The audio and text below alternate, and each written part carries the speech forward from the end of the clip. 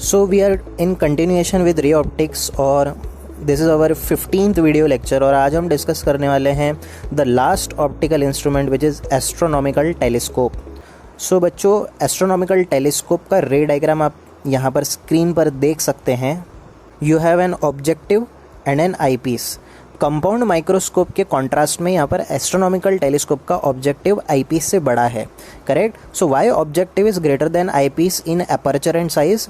Because when you talk about astronomical telescope, हम telescope का इस्तेमाल करते हैं टू ऑब्जर्व डिस्टेंट स्टार्स जो कि इनफाइनाइटली लार्ज डिस्टेंस पर होते हैं। तो डिस्टेंट स्टार्स को ऑब्जर्व करने के लिए, उन्हें रिजॉल्व करने के लिए हमें ग्रेटर अपर्चर, ग्रेटर साइज़ का ऑब्जेक्टिव चाहिए होता है ताकि मैक्सिमम लाइट रेज जो है इस ऑब्जेक्टिव के अंदर एकोमोडेट हो जाए और वो प्रोसेस होने लग जाए।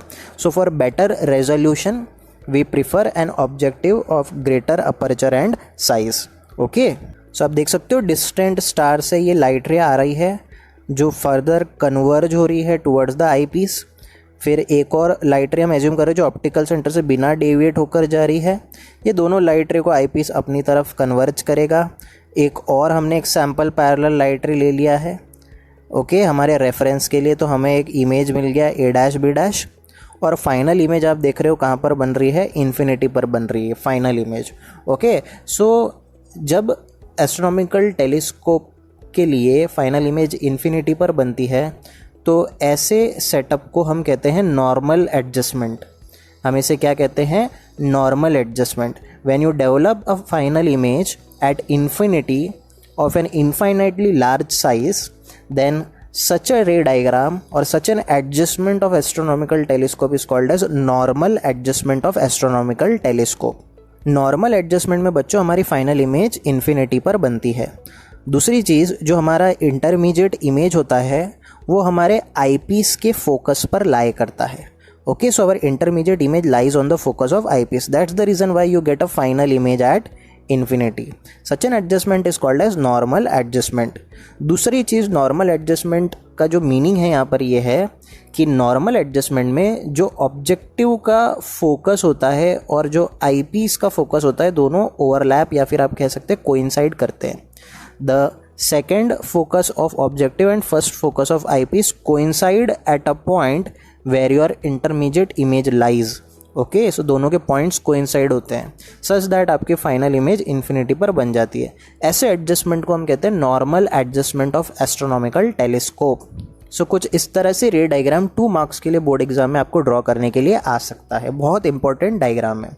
Please remember student, astronomical telescope is also called as refracting telescope. Okay, अब हमें एस्ट्रोनॉमिकल टेलीस्कोप के मैग्नीफाइंग पावर का डेरिवेशन देखना है। सो आप देख सकते हो here the objective has a large focal length and a much larger aperture than eyepiece.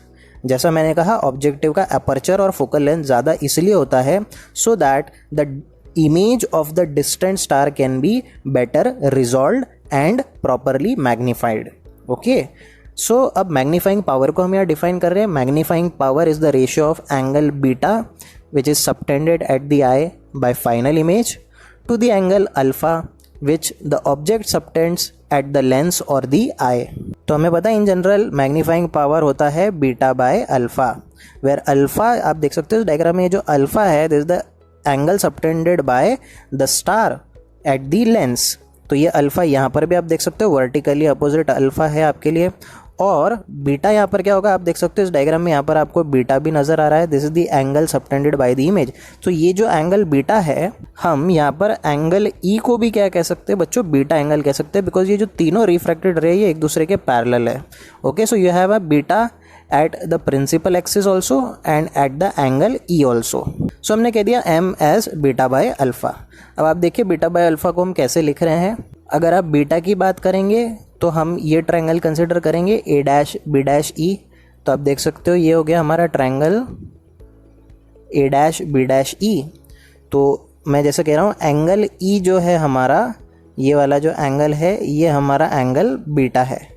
Okay, and this is the H which is the height of the intermediate image. Okay, और जैसा मैंने कहा क्योंकि हमारा इमेज आईपीस के focus पर लाई कर रहा है तो ये जो ट्रायंगल का बेस होगा वो क्या होगा? वो होगा F E.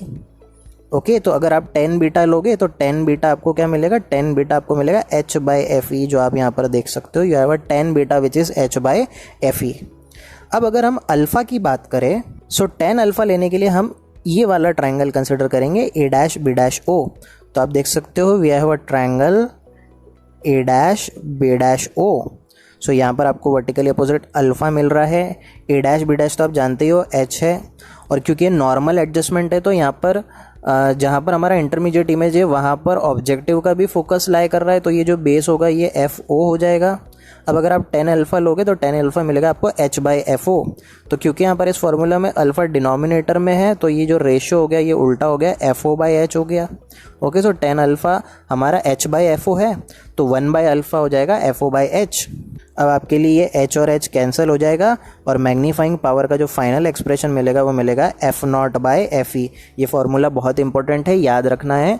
The magnifying power of astronomical telescope is F0/Fe। बहुत ही छोटा सा डेरिवेशन है, मोस्टली बोर्ड एग्जाम में आपको रे डायग्राम ड्रॉ करने के लिए बोला जाता है, तो ये रे डायग्राम आपको ड्रॉ करते आना चाहिए। Okay, in the next video lecture we will come up with the last topic of the chapter, जहाँ पर हम हमारे एस्ट्रोनॉमिकल टेलीस्कोप के लिमिटेशंस या डिसएडवांटेजेस की बात करने वाले हैं। Till then stay tuned for the next video lecture.